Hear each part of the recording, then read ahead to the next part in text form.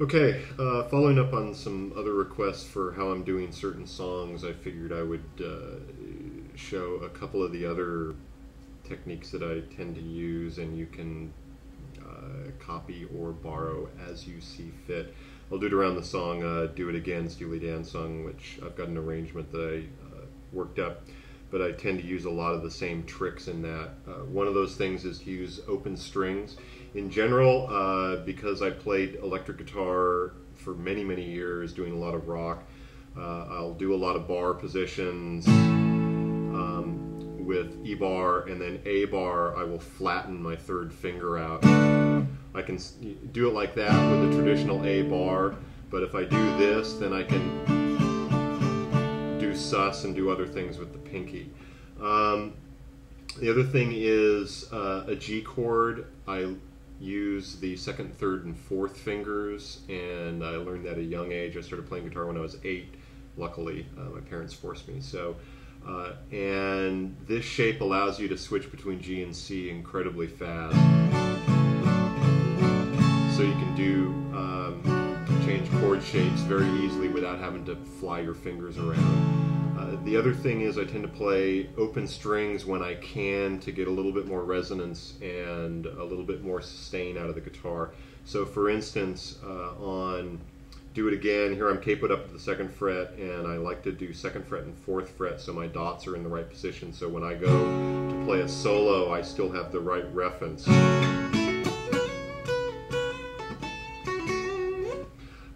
So for this, instead of going to the bar position and playing the full chords, I'm just going to slide up this E minor position and leave everything else open. So in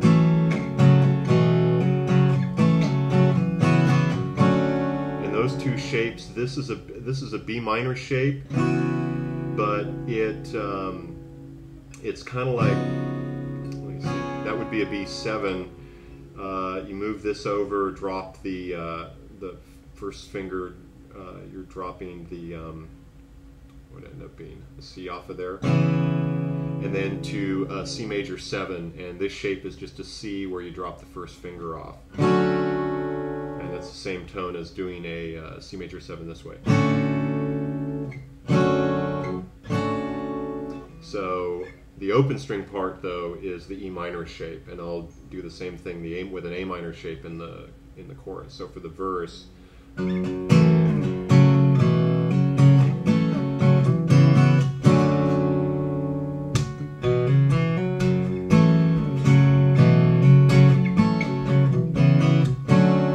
you have to be fairly careful. The key to doing the open strings is actually in this hand.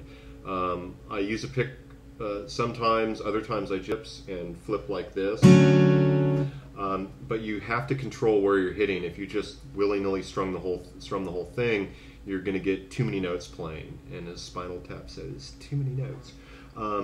So you have to control your strumming in this, and it takes a fair amount of practice. Same thing with if you want to damp.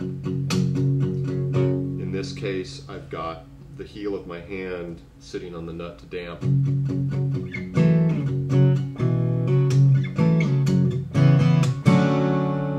So for the verse, it's in the morning, go gunning for the man who stole your water. And you fire till it's done in, and they catch you at the border. And there I'm playing a D at the nut, but I can also drop the second finger off if I want a different tonality. And then in the chorus, you go to an A minor, and then I just slide up 2 frets. It's a B minor, but it's got an A in the bass, and then up a half step, but I go to the A shape so that it's a major chord. This is actually a C, but I play the A in the bass to keep that drone, and then you can go up 2 more frets to play what would amount to a D, but again droning the A in the bass. So it looks like this. Go back, Jack, do it again.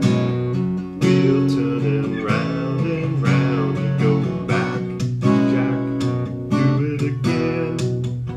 And there again, I'm going to switching between damping and open string.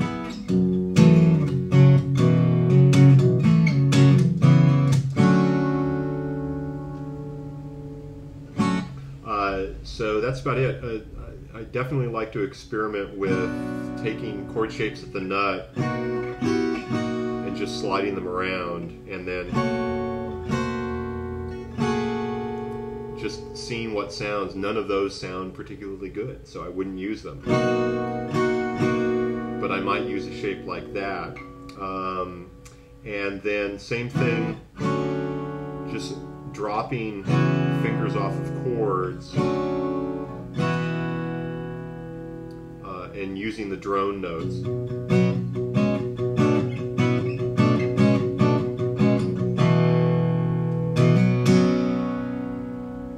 And so that's some of the stuff.